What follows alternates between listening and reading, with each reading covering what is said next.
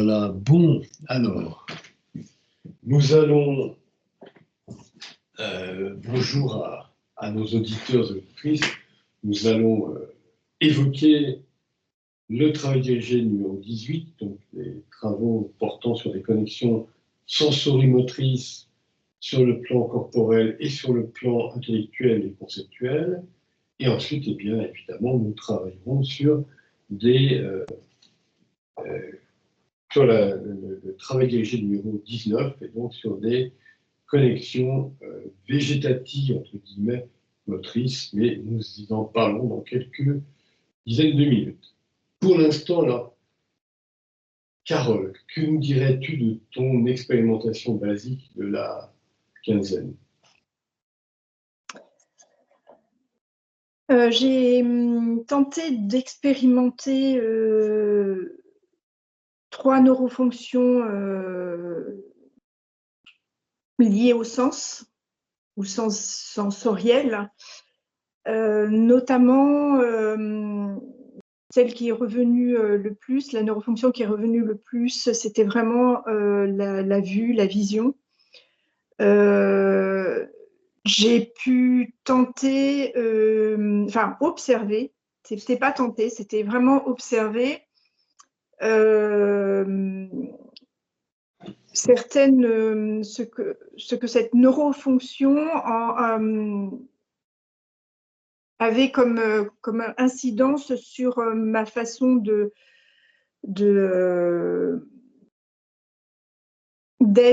ou de réagir par rapport à mon environnement. Et une expérience en l'occurrence qui m'a marquée, c'était qu'à un moment donné, j'étais en train de travailler et ma vue s'est perdue sur une photo qui était exposée au-dessus de mon bureau. Et en fait, mes pensées se sont transportées vers les souvenirs liés à cette photo. C'était des souvenirs plutôt professionnels.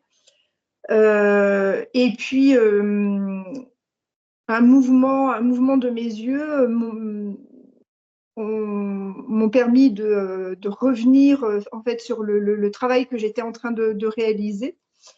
Et je suis revenue dans le présent avec une vraie conscience que mon corps était vraiment appuyé sur ma chaise. C'est comme s'il y avait eu une espèce de retour en fait à une sphère temporelle grâce au mouvement de mes yeux et le fait que ma vue se soit reportée sur quelque chose qui était lié en fait au travail que je réalisais. Je ne sais pas si ça répond exactement à l'expérience à laquelle tu tentais de nous lancer. Après, c'était une autre expérimentation au cours d'une balade. Je me balade beaucoup, hein. C'est vrai que je fais beaucoup d'expérimentations au cours de mes balades. C'est le son du vent qui m'a fait penser à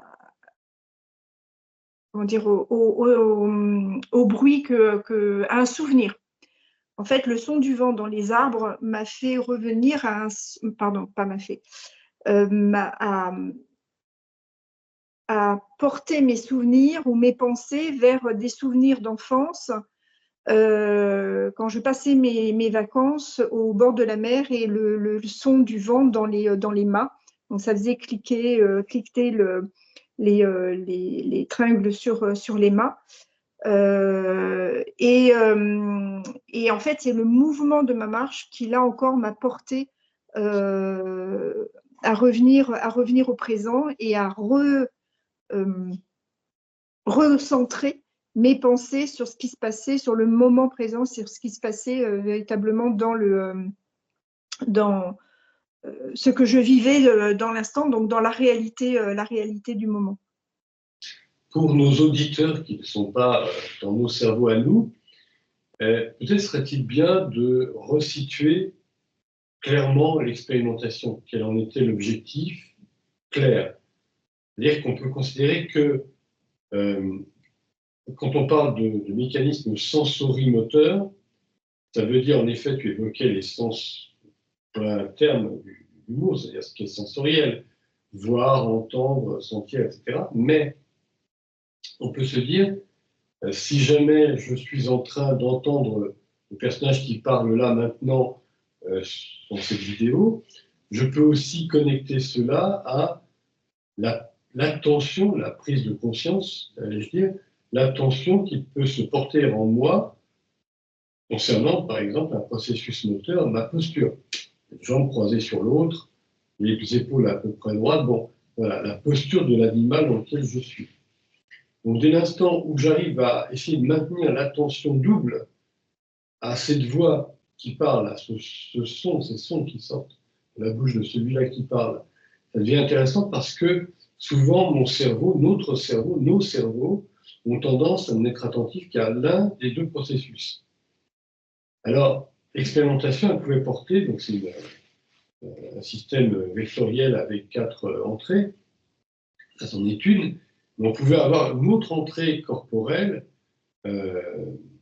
du type, pardon, une autre entrée non corporelle, excusez-moi, tout ce qui pouvait écouter, une entrée, je veux dire, intellectuo-conceptuelle, c'est-à-dire, pareillement, est-ce que je peux avoir des informations qui viennent vers moi, par exemple des images souvenirs, on y revient, donc là, on pourrait même employer des termes du type neurofonction de la mémoire des images, comme ça, tous les individus qui nous écoutent peuvent comprendre de quoi nous parlons, et essayer de connecter cette neurofonction avec notre capacité à, par exemple, justement, être dans une posture intellectuelle conceptuelle, c'est-à-dire une idée fixe, une idée qui reste stable en elle-même pendant longtemps. On développe une idée, on trouve des arguments, mais on est toujours dans la même idée, par exemple. Et puis, après, donc, on va croiser ces deux types d'informations, donc du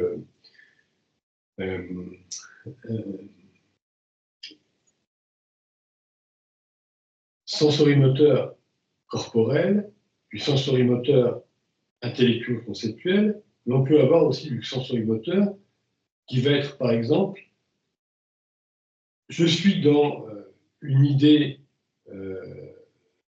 qui est fixe, qui est stable, mais en même temps, je suis dans l'attention auditive, par exemple, parce que quelqu'un est en train de parler, il y a des bruits autour de moi. Donc là, est-ce que je peux rester dans la connexion des deux, ou est-ce que je vais être troublé par les bruits et j'oublie ma stabilité intellectuelle? Ou bien, à contrario, je suis tellement dans ma stabilité intellectuelle que je ne sais même plus qu'il y a du monde autour de moi, qu'il y a des êtres vivants. Donc l'équilibre, là encore, mais cette fois en croisé.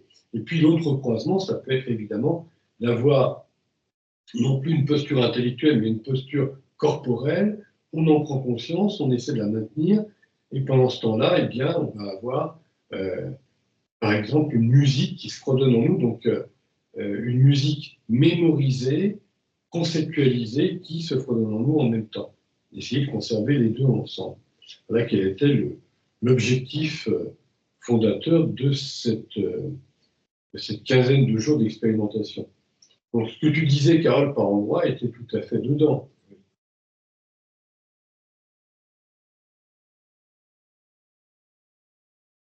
Alors, pour rebondir sur ce que tu disais, je n'ai pas observé, en ce qui me concerne,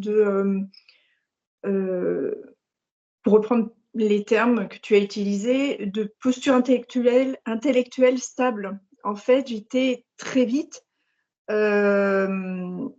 perturbée par ce que je voyais, ce que j'entendais, qui me renvoyait à des souvenirs ou pas forcément des souvenirs, mais parfois c'était plutôt de l'anticipation sur ce que j'allais devoir faire dans la journée ou sur le lendemain. Le, c'est comme une espèce de mouvement continuel. Et j'avais rarement, en fait, cette stabilité,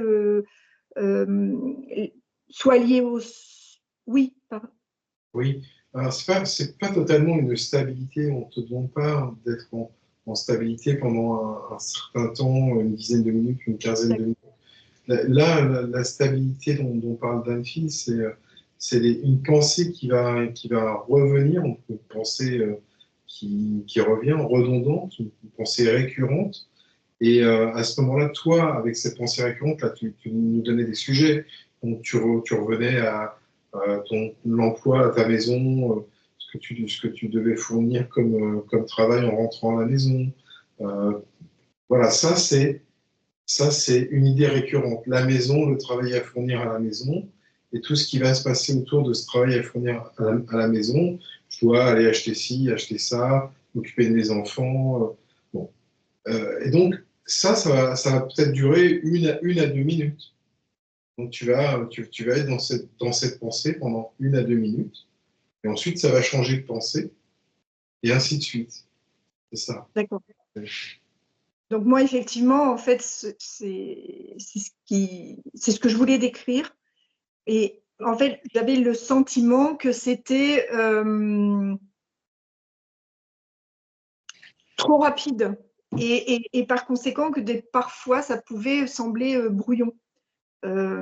C'est comme si, en fait, j'étais rapidement perturbée par ce que je voyais ou ce que j'entendais,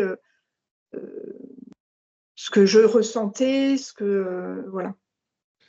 Alors, justement, ce qui est passionnant dans ce type de recherche, c'est que quand tu t'aperçois précisément, par rapport à ce que tu viens de dire, qu'il y a de l'extérieur à nous, des réalités extérieures qui semblent nous tirer ici, tirer là, tirer là-bas, et réalités extérieures s'intérioriser parfois. Donc, le souvenir d'un tel, comme tu disais, je vois une photographie, il me rappelle une ambiance professionnelle, et puis il y avait un tel et tel autre. Et voilà qu'on est pris par. Mais justement, ce qui est intéressant, c'est de pouvoir connecter l'attention, c'est un travail volontaire extrêmement intéressant et peu à peu intentionnel, connecter l'observation qu'on a du soi, de soi qui est en train d'être pris par-ci, par-là, et en même temps du soi qui, par exemple, se dit, tiens, j'ai une posture corporelle, je la maintiens. Mais c'est cet effort-là qui crée, qui génère, de façon tout à fait darwinienne, l'émergence d'un moi-je qui va être capable de plus en plus, à force d'être sollicité, de réapparaître et d'être capable, donc lui, ce moi-je-là, de fonctionner en ayant conscience et de ceci et de cela en même temps. Et à partir de là, évidemment, on est de moins en moins pris par cet extérieur ou cet extérieur intériorisé. C'est-à-dire, bon, il se passe ça ou ça tout de suite maintenant. Qu'est-ce que je disais déjà? Oui, excuse-moi, j'étais avec un tel. Non, non. Il n'y a plus le téléphone qui sonne à tout instant. Mais il n'y a pas non plus le téléphone intérieur. Oui, c'est vrai, je me rappelle, il y avait un tel là. On stoppe tout ça. Et là, forcément, et bien, de plus en plus, on arrive à une unité de la conscience. Donc, à mon avis, tu es tellement dedans dans cette orientation. Mais souvent, dans ces moments-là, dans ces moments de promenade, il y a des moments que tu as décrits, Carole, mais il y a peut-être aussi quelques petits moments on est pleinement dans l'instant. On regarde un arbre, ça nous plaît, on est attiré, on est attiré par un autre objet dans la forêt, donc ça nous plaît aussi. Donc on rentre dans l'instant, et puis on va peut-être déborder sur le quotidien, on va revenir dans l'instant. Voilà, c'est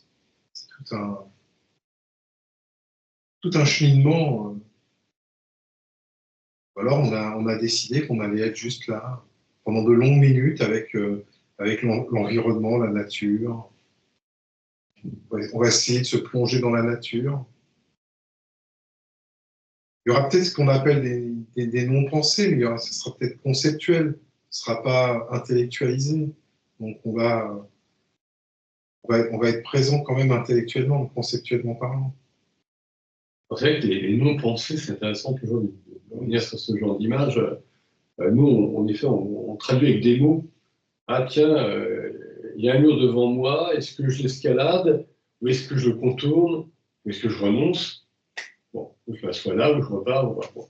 Ça, c'est ce qui se dit avec des mots, mais finalement, on a pu étudier chez les singes intelligents comme les chimpanzés, il y avait ça, mais c'est simplement conceptuel, ce n'est pas intellectuel. Mais il y a vraiment la stratégie de comment je vais atteindre ça en passant par ici, puis ça après, ou bien simplement une réaction purement tactique, trop grand pour moi, je m'en vais, demi-tour. C'est vraiment intéressant, en effet, de se dire qu'il y a des processus qui sont précédents l'explication intellectuelle, mais qui sont bien intelligents, si je puis dire. Alors, un petit coucou vers Laurent.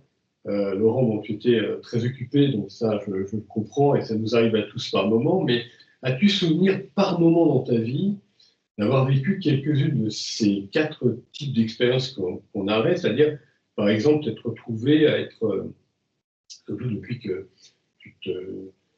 tu explores ta neuroconnectique cérébrale, à te dire, bon, est-ce qu'il y a des moments où j'ai pu essayer d'être attentif à... j'ai des mouvements, mon corps a des mouvements, par exemple, et puis en même temps, dans ma tête, j'essaie de formuler une idée, alors, justement, donc c'est-à-dire, est-ce que je vais parler de ceci? Non, peut-être je vais parler de cela, donc il y a une sorte de mouvement intellectuel, en même temps qu'il y a un mouvement corporel. Puis soudainement, je me réveille et je m'aperçois que c'est exactement au même moment que les 2 mécanismes ont lieu. Est-ce que ça a souvenir de ce genre de découverte, d'exploration? Je dirais que quand je deviens figé, c'est si on me met sous la pression, si on m'adresse peut-être de façon virulente, j'ai tendance à me figer par peur, alors tout simplement. Sinon, j'allais faire une observation un peu liée à ce que Carole disait. En ce moment, je suis en train d'écouter la pluie et ça me fait penser à un souvenir de faire le camping sauvage quand j'étais à l'école. Et j'ai été ravi d'être dans la tente et d'écouter la pluie. Et j'étais au chaud. Et ça, c'était un très beau souvenir que je voulais partager. Sinon, en parlant de nuages, avec l'anxiété, j'ai souvent senti que j'étais dans un brume entouré par un nuage d'anxiété. Et ça a fait que je sentais que j'étais cloisonné, que je n'avais pas envie de bouger. Normalement, le midi, par exemple, je vais marcher assez loin, mais là, je sentais que je ne pouvais pas échapper de toutes ces pensées et que j'avais juste envie d'aller dans un endroit assez enfermé, parce que j'étais renfermé sur moi-même. Oui, donc là, on peut se retrouver avec, en effet, une neurofonction de sonorité ou de vision mémorisée, donc neurofonction 10 ou 14, comme vous simplifiez l'explication, et puis, en même temps, en effet, être dans un accaparement intellectuel, soit des gens qui nous parlent, il faut réfléchir à ça, soit ça pense en nous, ça, oh là là. Et en effet, c'est à la fois un moyen de connecter les deux et un moyen de se libérer des deux, parce que de celui qui nous dérange dans les deux, en effet. Mais je me souviens ce que tu disais, Delphine. Tu disais, je ne sais pas exactement les mots, mais quand tu m'expliquais en me donnant un exemple, quand tu devais passer d'une réunion à une autre réunion et que tu devais te rendre donc, pour la prochaine réunion dans un autre lieu, il y avait donc un moment de latence, de marche entre cette première réunion et la seconde. Donc tu avais plusieurs possibilités. Soit commencer à penser à la réunion d'après ou à la réunion d'avant, ce qui s'était passé, te remémorer ce qui s'était passé, ou aller vers la réunion d'après et donc être en avance sur ce que tu vas exprimer, ce que tu vas dire, ou alors prendre le temps de ce moment de calme, ce moment d'entre-deux, où tu vas juste être là, marcher, aller prendre les transports en commun, être juste présent à ce qui se passe dans le moment. Je ne sais plus comment tu appelais ça. Je me souviens que c'est peut-être la marche du touriste. Oui, alors je reviens en effet tout à fait. En effet, j'ai eu des moments dans ma vie où j'avais à marcher, donc pas de transport, mais en commun ou en taxi ou autre, mais par contre de la marche. Et tu te dis, bon, c'est 800 mètres là-bas, j'ai un autre endroit où je vais, mais au lieu d'y aller justement en rapidité, je vais y aller en me disant, maintenant, je ne suis plus ce que tu viens de décrire, le personnage de quelques minutes avant ou dans quelques minutes, je suis un touriste. Et en tant que touriste, je me promène. Et je me souviens de lieux de Paris, puisque Paris est la plus belle ville du monde. On a des quais, on a des gens qui vendent des livres sur les quais, on a des ponts, et on se promène tout ça, non plus avec justement, la blabla dans la tête qui va à toute vitesse, on est pris, on y viendra bientôt sur des mécanismes émotivationnels, mais aussi déjà sur des mécanismes intellectuels. Ah, tel a dit ça, c'est gênant. Comment est-ce qu'on va gérer pour la prochaine réunion? Ah, mais tout à l'heure, je vais dans telle autre réunion, et si un tel est là, il faudrait que je parle de ça, ça, ça. Mais si tel autre est là, ah non, je ne peux pas en parler devant tel autre. Et blabla, et blabli. Et là, on stoppe cette machinerie à n'en plus finir, et on se dit, là, je suis un touriste. Et donc, on remarque, est-ce qu'on remarque ça autrement? Nos yeux voient que ça, c'est un nouveau panneau. Là, on a changé la couleur. Là, il y a quelqu'un de bizarre qui passe en face de nous. Ah, quel accoutrement. Et tout ça nous ramène à du vivant. Et d'ailleurs, on se retournera par la suite vers Laurent, qui a un projet d'écriture justement sur comment dépasser nos habitudes, nos usages, quand on est toujours dans une routine, et pouvoir se dire, je vais créer de l'émerveillement. Eh bien, l'émerveillement peut venir justement ici, de cette capacité à stopper le mode du personnage de la réunion d'avant ou celui de la réunion d'après, être le touriste tranquille qui se promène, qui touristiquement regarde tout magnifiquement. Et c'est en effet une bonne approche d'un mécanisme qui permet de se retrouver soi-même. Et en même temps, mécanisme qui est dû, et là tu as tout à fait raison, ça je veux le souligner, notamment après ce que viennent de nous dire Eckhart et Laurent, c'est que, excusez mes petits soucis de gorge, c'est que dès l'instant où on a effectué plusieurs fois ces liaisons, ces connexions entre un mode de fonctionnement automatisme, en l'occurrence corporel, ça marche tout seul, et puis un autre mode tout aussi automatique, ça pense, blablabla, tout seul.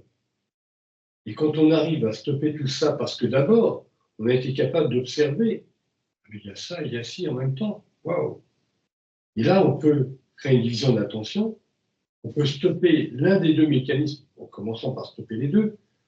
Donc on arrête de penser, on arrête de marcher, on s'arrête, sur soi-même, puis après on se remet à marcher, mais peut-être sans cette pensée-là. On va créer à la place une stabilité conceptuelle, justement, c'est beau. On va peut-être revenir aussi, ça on y reviendra plus tard dans quelques dizaines de jours, mais bon, plutôt quelques mois, quand on va revenir à connecter ce qui est intellectuel avec ce qui est corporel et avec ce qui est motivationnel. Mais c'est bien là l'objet de notre travail de recherche, c'est d'arriver à connecter tous les appareillages dans Homo sapiens, et là, aux merveilles, on arrive à pouvoir reprendre la marche sans être affecté par une marche intellectuelle robotique sur ce qui se passait la réunion d'avant, la réunion d'après, mais en observant, on est bien vivant, ce qui se passe à droite à gauche, parce que sensoriellement, on s'est aussi réveillé. Voilà, donc ça résume un peu ce que vous avez dit tous les deux.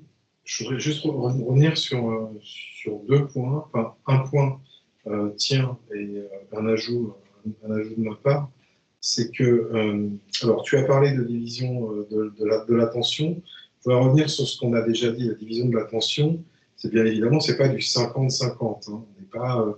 On ne divise pas 50-50. Non, l'auto-observation va d'une neurofonction à l'autre.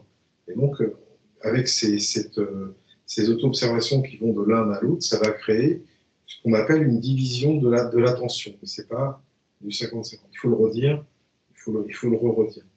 Et puis, sur ce dont on a parlé un petit peu avant, quelquefois aussi, donc, dans ce stoppage des deux personnages en habitant donc, le personnage du touriste qu'a décrit Dan Field et que j'ai moi-même décrit, bien souvent, un ennui ou une interrogation, parce qu'il y a ce stoppage, une interrogation du personnage d'avant ou du personnage d'après, un souci, un problème qui n'a pas été résolu, il y a peut-être une solution qui va venir de ce moment de stoppage.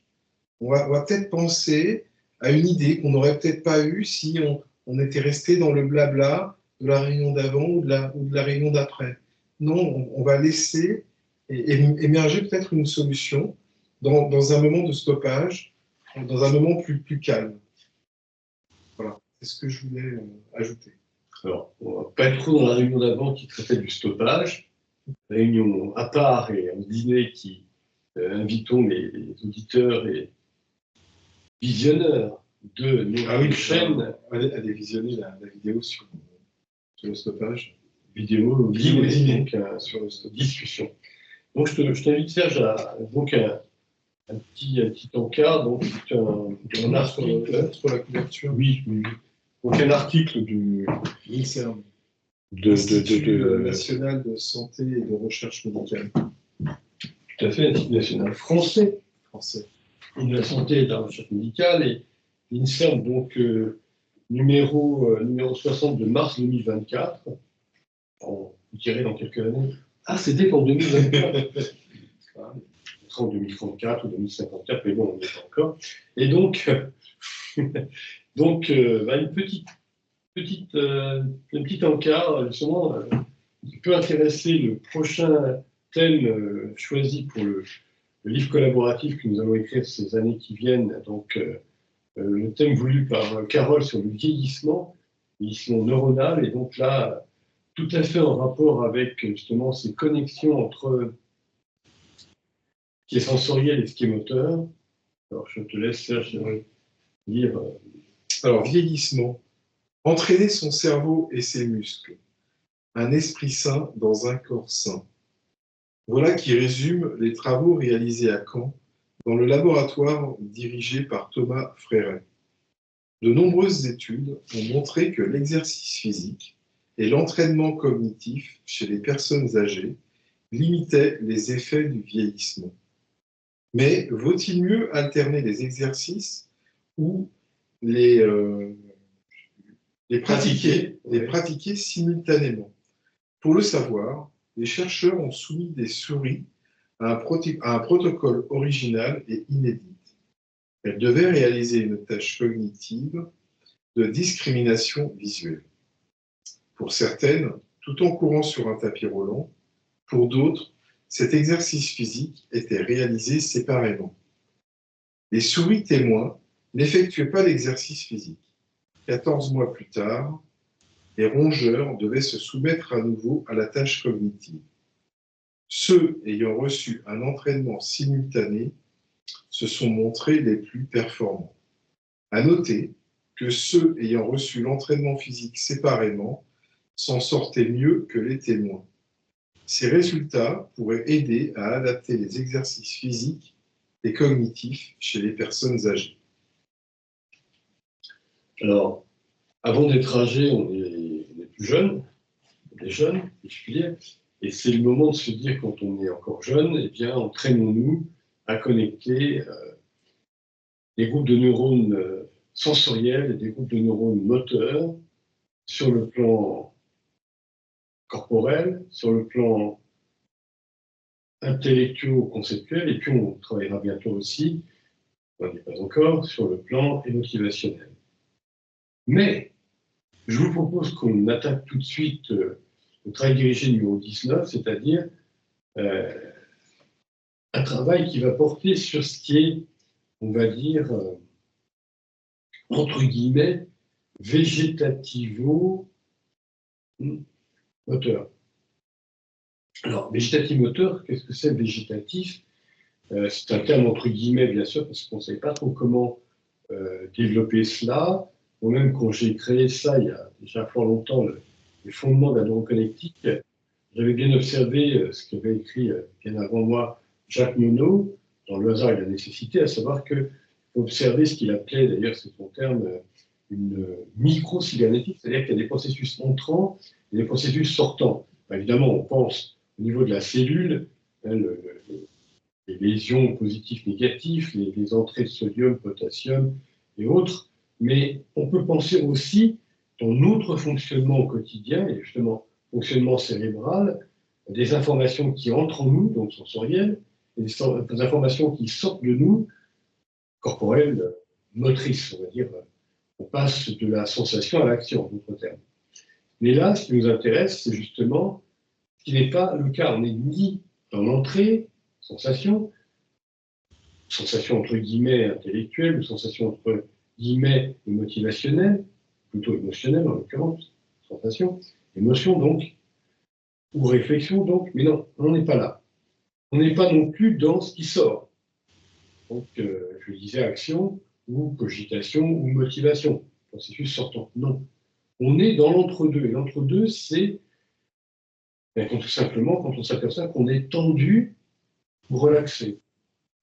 Quand on est tendu ou relaxé, corporellement, comme je viens de le montrer à la caméra à l'instant, tendu, relaxé, mais aussi on peut être tendu ou relaxé au niveau des mots, des idées, entre deux des phrases qui se construisent en nous. On trouve la phrase facilement, l'idée est jaillissante, ou bien au contraire, c'est très embialificoté, on a beaucoup de mal à agencer le raisonnement, là. Pour les émotions, on y viendra plus tard, mais c'est pareil. Émotion, motivation, on s'aperçoit qu'il y a des mécanismes où c'est complexe. Et ça va plus loin quand on est dans ce qu'on appelle les sentiments, voire les grands sentiments, dont le sentiment même de soi, on n'y est pas encore. Donc, la problématique, elle est là, c'est de se dire que ces processus intermédiaires, on va les qualifier de végétatifs entre guillemets. C'est ni sortie ni entrée, c'est là, ça végète, c'est en nous, mais c'est quand même impressionnant.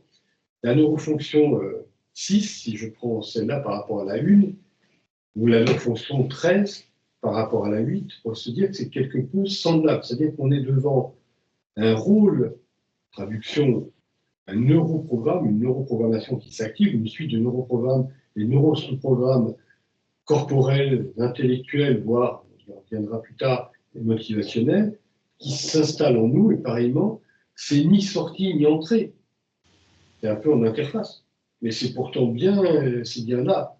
Donc, il va falloir, c'est explorer des connexions entre ces deux groupes-là, donc ce qui est végétatif, si je reprends ce terme-là, entre guillemets, donc d'une certaine manière stable, d'une certaine manière entre deux, et puis ce qui est en sortie, donc ce qui est moteur. Alors je vais vous citer des petits exemples à travers ce qu'il avait écrit, donc toujours dans le livre Neuroconnectique enseignement, toujours placé en bas de vidéos dans les présentations des vidéos auxquelles nous prenons grand soin. Et d'ailleurs, un coucou, merci à Carole pour avoir corrigé récemment, après Serge et moi-même, une présentation de vidéo. Et c'est vrai que c'est le détail, parce qu'il y a des gens qui sont simplement audiovisuels, puis il y en a d'autres qui ont envie de lire et de revenir sur des passages, donc c'est quand même agréable. Et puis ça restera pour l'histoire, pour servir à nos descendants, c'est vraiment agréable. Alors, je lis, mais je voyais un Serge qui semblait se percevoir, j'entendais aussi, presque pour lire. Ce que je lis, je t'ai entendu. Qu'est-ce que tu as préparé comme... Alors, c'est les 3 citations. C'est le 1 tiers 12. Voilà, donc 1 tiers 12, le 1 tiers 11, et puis 8 tiers. D'accord. Neuroconnexion corporelle conceptuelle, végétative motrice, donc neurofonction 1, inter, neurofonction 12. J'ai auto-observé qu'en me détendant corporellement, ma biopsychomachine perd de sa capacité d'attention dans l'écoute. Ceci m'a donné envie de m'entraîner à combiner détente corporelle et posture intellectuelle précise.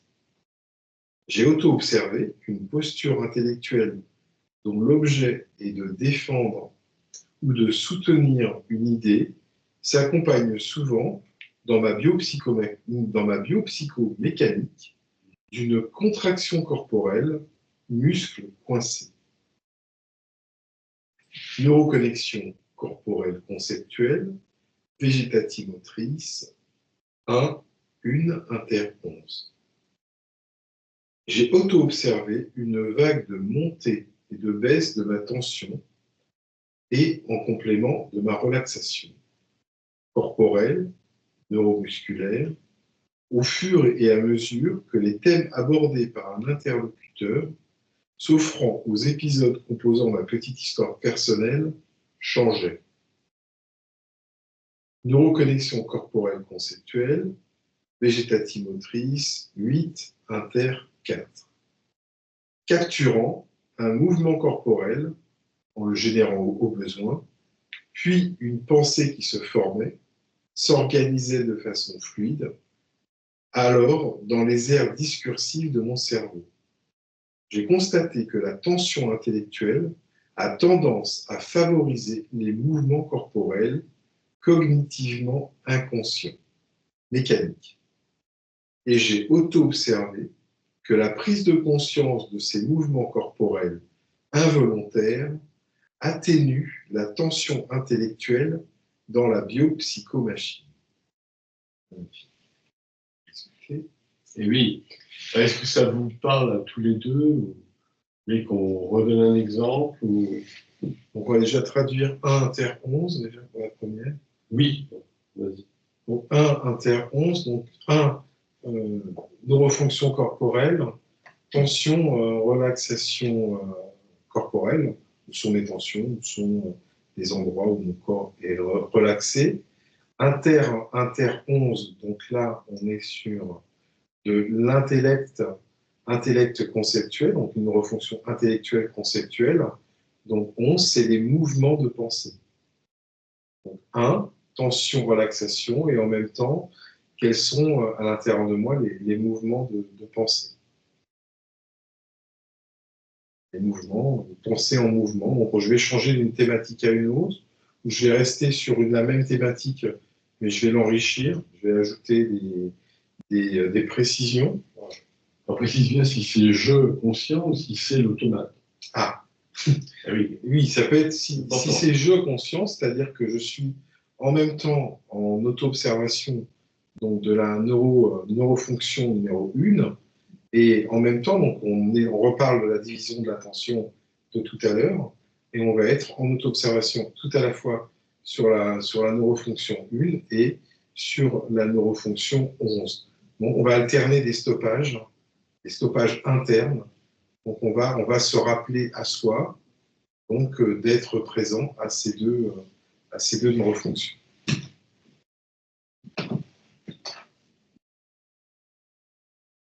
Est-ce que vous voulez qu'on expérimente un petit peu, qu'on se dise que non, on en prend une, on en prend une autre, et on essaie tout de suite maintenant d'entrer en expérience. Moi, je voulais poser une question. Est-ce que l'exemple qui a été donné sur 1 inter 11, on ne peut pas le relier un petit peu à ce que Laurent évoquait tout à l'heure, à partir du moment où il a de l'anxiété, des pensées qui sont peut-être qui le renferment intellectuellement, et il sent son corps en fait renfermé, et donc avec des contractions, une sorte d'enfermement intérieur, et qui l'isole du social, ou en tout cas ce qui l'oblige, ou en fait le temps à s'isoler vis-à-vis des autres. Est-ce que c'est pas un petit peu aussi cet aspect-là qu'on peut mettre en avant, ou c'est peut-être pas complètement ça, mais en fait, moi, ça m'a fait penser à l'exemple qu'avait donné Laurent. Donc, voilà, je voulais le... Non, ça amène aussi quelques neurones de mon cortex cognitif à penser pareillement que oui, c'est très, très lié. Oui, des pensées récurrentes donc, de soucis vont aussi aller altérer le corps en termes de contraction. Le corps va se renfermer, le corps va se contracter, il ne va pas y avoir d'ouverture du corps pour une sortie, pour prendre l'air et être dans le bien-être d'une marche à pied. Non, on va rester dans notre problématique intellectuelle et donc problématique aussi corporelle. D'accord. Puisqu'on n'est pas encore dans les émotions, motivations, et il y a déjà ces deux problématiques qui vont arriver. Il faut se libérer de ça.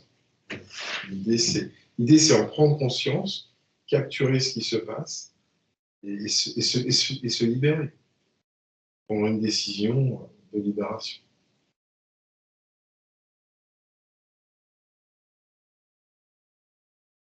Alors Laurent et toi, alors, qu'en dirais-tu, parce que en termes d'expérience, est-ce qu'on avance un peu? Est-ce que ce qui a été lu là, les trois petits passages, notamment 1 Inter 11, t'interpelle pour pouvoir te projeter sur la prochaine quinzaine de jours et pouvoir entrer en expérience? Oui, je trouve que c'est très important de se libérer de toutes les anxiétés, toutes les pensées, pas imaginer que c'est insurmontable, mais essayer de oublier ou de se recentrer ou de voir une perspective plus grande que la petite perspective, que quelques pensées qui sont récurrentes et qui après limitent complètement à notre vision des choses. Alors, si cela peut aider à voir le grand dessin, comme on dit souvent en anglais, the big picture, ce serait excellent. Oui, tout à fait. Cette image plus vaste, oui, complètement. Oui.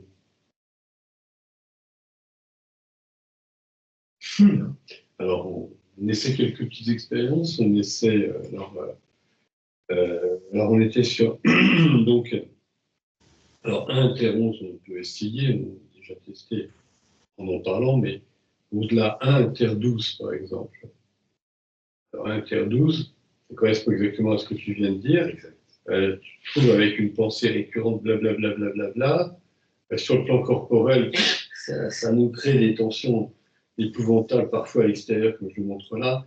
Parfois, malheureusement, à l'intérieur, on ne sait même pas, l'estomac noué ou les pulsations cardiaques qui commencent à ne plus être tout à fait normales. Enfin, la machinerie n'en peut plus. Et ce qui peut être intéressant, c'est précisément de se dire, là, pendant quelques instants, essayons d'être attentifs aux deux. Donc, la pensée récurrente, on va dire, c'est de vouloir être attentif aux deux pour entrer en expérience et peut-être pour aider ceux et celles qui nous écoutent et qui vont peut-être se dire en tant qu'étudiants en neuroconnectique de loin, eh bien, voilà, je comprends bien et je peux entrer en expérience. Donc, nous-mêmes, mettons-nous en expérience. Donc, cette pensée, ce souhait, cette construction intellectuelle et conceptuelle, et puis, à côté, eh bien, l'observation intérieure de est-ce qu'on a le cœur qui bat vite, est-ce qu'on a l'estomac noué, est-ce qu'on est contracté ici ou là, parce que je montre avec les épaules pour que ce soit bien visible à la caméra, mais cela dit, on peut se retrouver, il y a une histoire de pied qui va être tordu, sans parler des gens qui ont des tapotements comme ça avec les mains, et puis par moment ils arrêtent les tapotements, puis là on voit que c'est un resserrement intérieur qui s'exprime à l'extérieur. Donc est-ce qu'on peut tous les quatre, là maintenant tout de suite, et pour ceux et celles qui vont vous écouter pareillement exploré dans notre connectique, on va dire cérébrale, tout simplement, donc corporelle et intellectuelle. Est-ce que c'est coincé? Est-ce que il y a aussi des coincements en fonction du but de tel ou tel, on se dit tiens, je vais être plus calme, je vais être tranquille, et puis cette neurofonction 12 qui doit être tranquille, eh bien, elle est bousculée par une neurofonction 8 qui ne trouve plus bien sa bonne idée parce que, en fonction 11, revenons par là, on est à nouveau devant la perturbation d'un problème qu'on n'arrive pas à résoudre. Donc, j'avoue tout cela. Je vais donner un exemple. Par exemple, Danfil et moi, on anime une vidéo de neuroconnectique, on donne un coup, une transmission. Donc on est regardé déjà par nous-mêmes, et on s'auto-regarde, on est écouté, on s'auto-écoute, et donc il peut dans notre discours, dans les idées que nous allons donner, dans la transmission de nos expériences, et là, je ressens qu'il y a une petite contraction chez moi au niveau corporel en même temps. Je suis en train de te parler, donc forcément, elles sont là quand on est en scène ici. Infiniment, nous sommes en scène. Donc, il faut... Et donc, on transmet, donc c'est très important de ne pas se tromper, d'utiliser des mots très, très justes, très précis, être le plus cohérent possible avec nous-mêmes, avec vous, donc en fonction de ce dont vous avez besoin d'entendre. Donc ouais, là, je prends conscience, donc, dans cette auto-observation commune, dans cette division de l'attention, que là, et maintenant, il se produit quelques petites contractions dans mon dos. Alors, quand on dit qu'on est en scène sous des lustres de projecteurs, quelqu'un en moi a envie de montrer à tous les lustres de projecteurs. Non, on ne voit pas les lustres de projecteurs, là. Est-ce possible? Oui, enlève ça, clique sur la croix. Ah oui, ici. Voilà, on aperçoit vaguement les lustres de projecteurs, là-haut, là-haut. Bon, mais bon, alors on vient des... des plaisanteries, mais elle est intéressante aussi parce que, par exemple, et je voulais l'utiliser cet exemple à partir de cette plaisanterie, quelqu'un en moi écoutant quelqu'un, c'est-à-dire je suis en train de parler de, on rappelle, on est sous les projecteurs, on est au théâtre, on est au théâtre de la vie, donc des lustres, qui sont comme des projecteurs, là, mais tout ça qui se pense en moi. Et en moi se dit, il faudrait que je le montre, et pas tout de suite. Respect, quelqu'un est en train de parler, on attend un peu. Mais, ça m'occasionne, ça nous occasionne en pareil cas, des contractions quelque part, corporellement, même intellectuellement, même motivationnellement. Et ce qui est intéressant, c'est de pas non plus nous fabriquer du mauvais son, comme on dit. Vous voyez le terme de toxine, mais finalement, on va vers ça, on tend vers ça. C'est-à-dire pouvoir se dire à un moment donné, je projette que je vais envoyer mon information au bon moment. Donc, c'est parce qu'on peut être conscient de ces tensions, dans ces cas, quand on est dans son conscient, ces tensions qui peuvent être, je disais, corporelles, parce que c'est ce qui nous intéressait, donc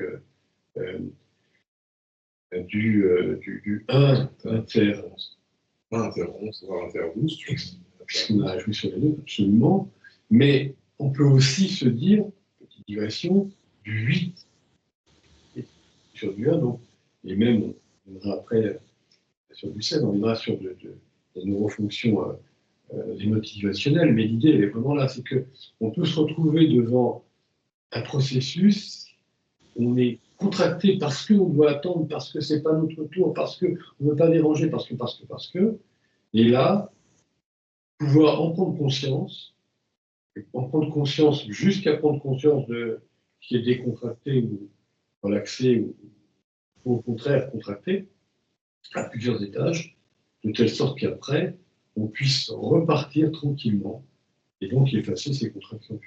Oui, puis on a noté dans l'exemple de Danfield, quand Danfield s'est levé, il avait l'occasion de libérer donc, ses contractions. Et donc, quand il a parlé, il était très, très, très ouvert. Son corps s'est décontracté, il a même un petit peu plaisanté. Donc, voilà, tout ça s'est redécontracté. Donc, il nous a montré contraction, décontraction, fermeture, ouverture. Est-ce que ça vous inspire pour en dire quelques mots de plus, ou bien entrer en détail en proposant? J'allais dire, ça me fait penser des exercices de respiration qu'on vous recommande souvent pour baisser les tensions. On prend comme ça, après on réfléchit à une pensée, quelque chose qu'on a envie de se libérer, après on le jette, et après on prend le temps de s'essouffler. Tout à fait. Ce sont des techniques pour essayer de calmer les tensions qui peuvent exister dans nous-mêmes. Tout à fait. Je vais juste ajouter, bon, c'est une digression, mais juste, on travaille aussi sur le verbe faire. Hein. C'est juste un petit rappel. Et donc, on essaie de trouver d'autres verbes plus précis que le verbe faire. Là, on est sur la neurofonction numéro 13, qui est le rôle intellectuel. Voilà, c'est juste un petit rappel. On essaie d'être là lorsque l'on parle. On essaie de choisir des mots précis. Et je disais à Danfi dernièrement, dans une réunion où on était ensemble, on parle de la beauté des mots. Et je disais, ça je l'ai dit à d'autres étudiants, quand on souhaite être dans la beauté des mots, c'est comme un stoppage. Je souhaite, à l'intérieur de moi, un stoppage intérieur. Lorsque je parle, je souhaite que mes mots soient précis, soient beaux. Je souhaite prendre du plaisir à parler. Parce que, on ne l'a pas dit souvent, mais en neuroconnectique, ce qui est le plus important, c'est pas trop ce qui va se dire, mais c'est comment ça va se dire. Parce que comment ça va se dire, c'est-à-dire qu'on va accompagner tout ce qui va se dire. Et on va être là avec le mot, avec l'idée. On va être très présent. On va prendre un plaisir à être là. Enfin, je voulais juste ajouter ça, on va revenir sur du mythe inter. Alors justement, non, puisque tu viens d'évoquer la non-fonction 13, et comme je disais en amont, on se retrouve là dans des expériences maintenant, donc qui jouent sur du, entre guillemets, végétati moteur. Et végétati, ça veut dire neurofonction 1 et 6, neurofonction 8 et 13.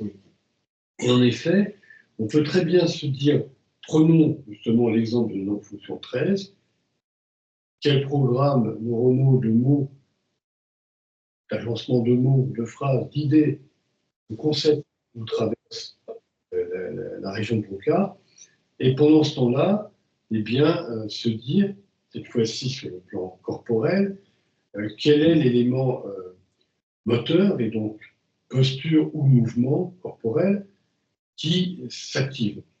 Et donc, on peut par exemple s'apercevoir qu'on va avoir une posture comme ça, et c'est bon, là on va, hein, c'est du rugby, attention. On a une posture de cette nature-là, celle que je prends à l'instant, et donc en même temps, on s'aperçoit qu'il y a justement un choix de mots, ou un choix de pensée, ou un choix d'idées qui s'effectue en nous. Donc on est devant un rôle intellectuel, toute une programmation qui est là, et on peut se dire, est-ce que ma posture influence ou pas, ou au contraire désinfluence le choix en question, la capacité d'être dans ce rôle intellectuel qui s'installe en nous. Parfois, on prend une posture, justement, qui peut être un jeu expérimental, qui va être apparemment inadapté, c'est-à-dire que si l'on a envie intellectuellement de soutenir toute une grande idée, il faut plutôt avoir l'air de prendre un recul, et puis un grand recul. Ça, ce serait la gestuelle et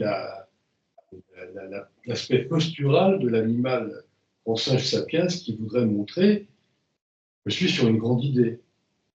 Donc, il y aurait le rôle intellectuel qui serait là dans toute sa splendeur et qui donnerait un rôle corporel identique, avec posture corporelle et mouvement corporel allant de pair.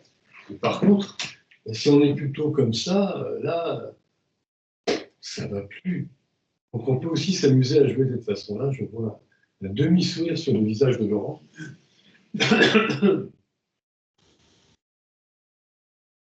Carole, dis-nous. Ce que j'allais dire, je voulais rebondir, mais en fait, je me suis aperçue que je le disais souvent. Donc, je vais essayer de choisir un autre mot.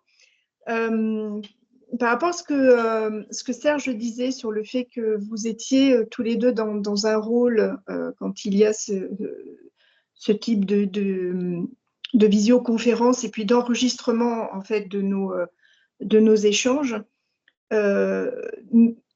Nous sommes dans la même situation, sauf que nous sommes apprenants.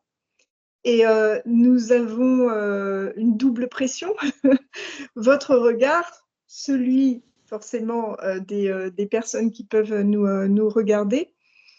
Et nous écouter. Et nous écouter. Et je me suis... Oui, mais le regard... Danfil, tu te souviens, on avait échangé sur ce point-là, mais l'image et le regard que peuvent avoir les autres sur nous, c'est très important, notamment au tout début des visioconférences. On en avait parlé, on avait échangé sur ce point. C'est vrai que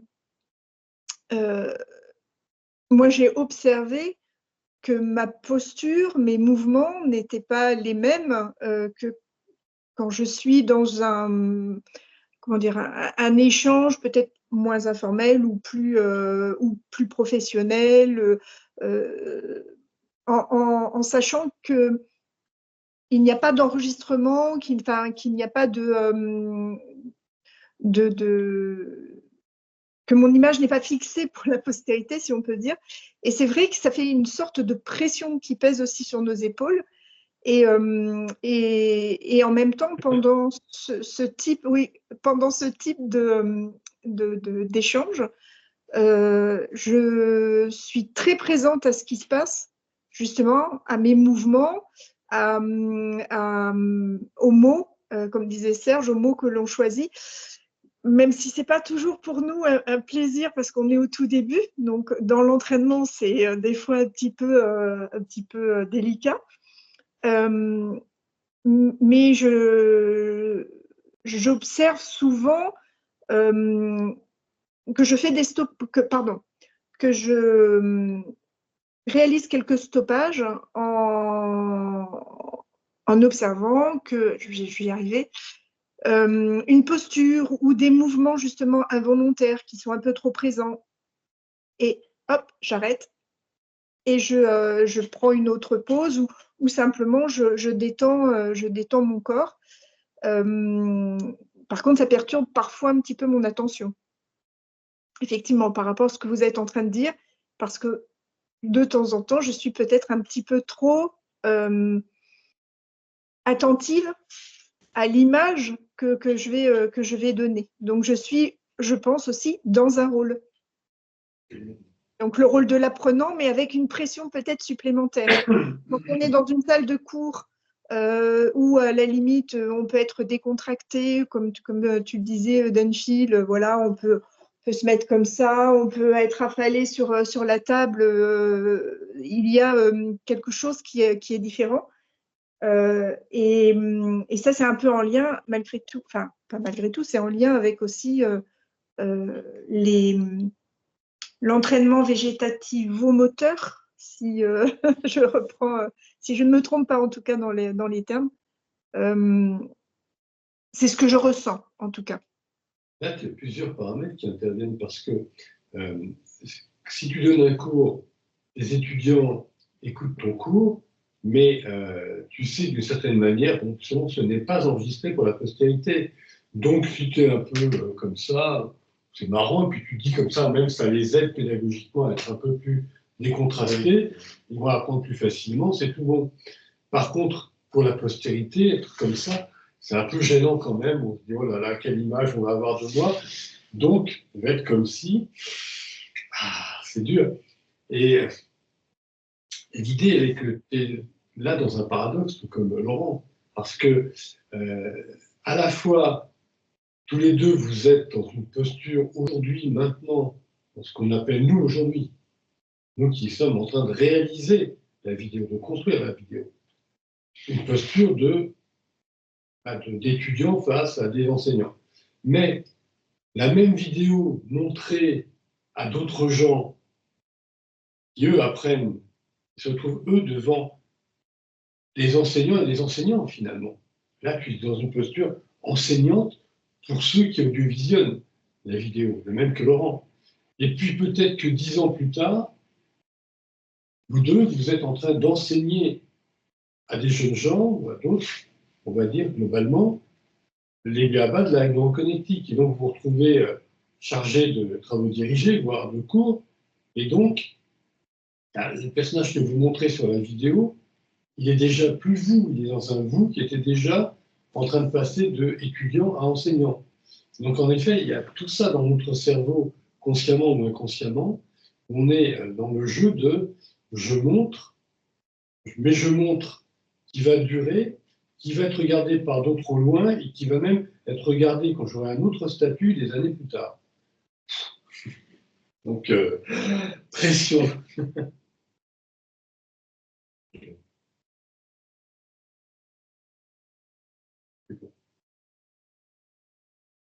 Ça se vit à chaque moment de nos vies. Ces rôles, les rôles sont là. Ensuite, est-ce qu'on peut être présent, et ça vient au fur et à mesure.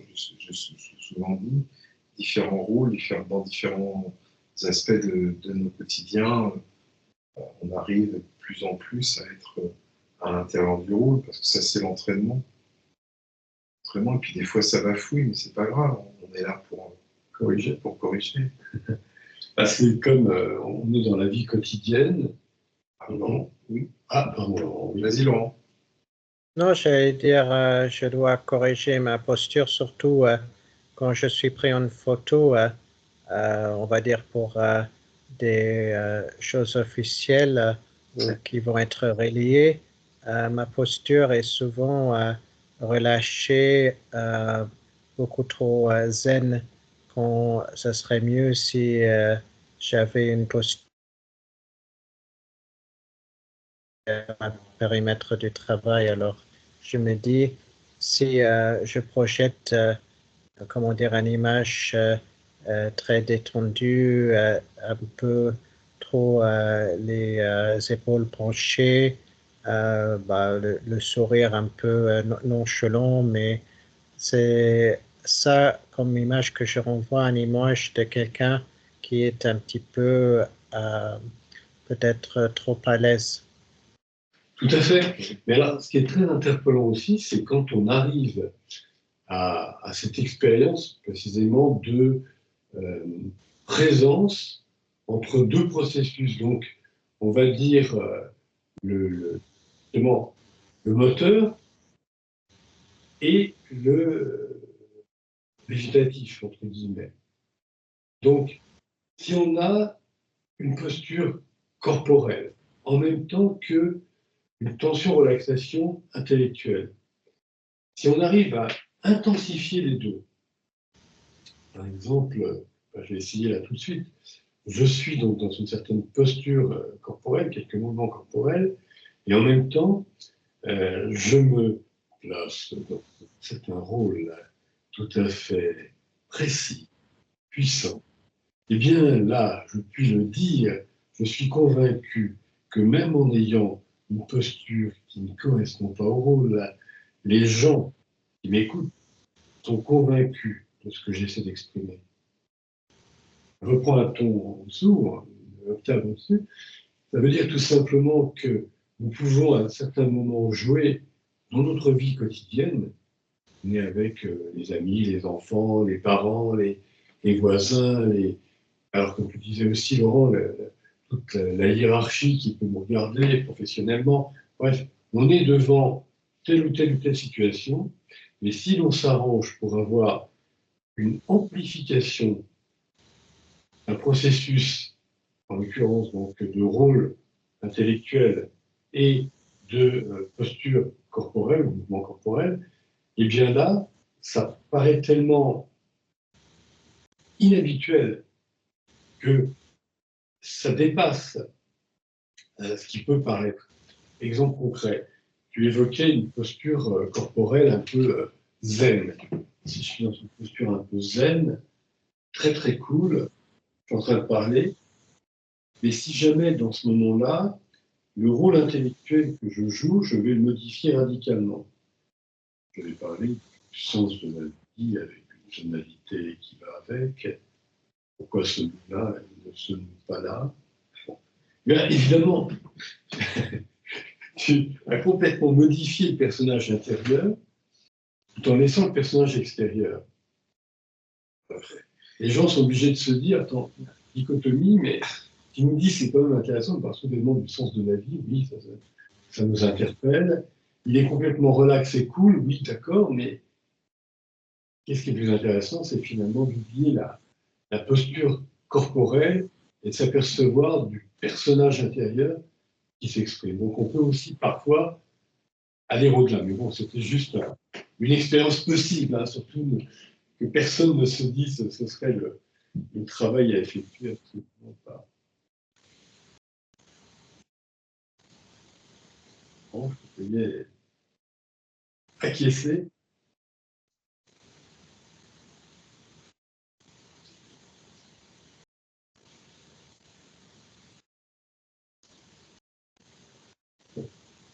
Alors, nous avons dit l'essentiel pour ce travail dirigé numéro 19, donc non plus sensorimoteur, mais végétatimoteur, avec donc quatre types de connexions.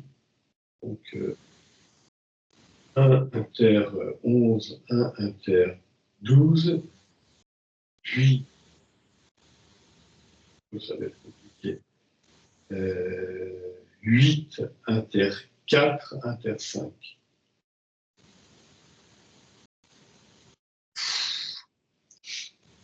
Je refais le numéro.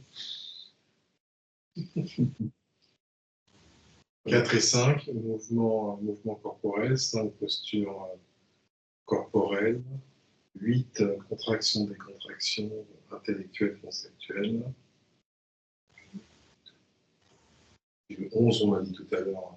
Et 11, on a pas vu tout à l'heure. 11, c'était les mouvements intellectuels, 12, les pensées récurrentes, toutes les postures intellectuelles. Et puis, une fonction 1, c'est contraction, décontraction corporelle. De 1 à 7, neurofonction corporelle. De 8 à 14, neurofonction intellectuelle, conceptuelle. Enfin, on a dit ce qu'on pouvait dire ce soir. Oui, parce qu'après, il y a encore et encore, après, il y a ce qui est émotionnel, motivationnel. Après, quand on quittera ce cycle de néo-connectique fonctionnel, on ira dans la néo-connectique relationnelle et même encore plus loin, néo-connectique transformationnelle. Mais bon, allons doucement mais sûrement. Qui va piano? Pas ça, alors. Bonsoir à tous. Alors, je coupe la vidéo ici.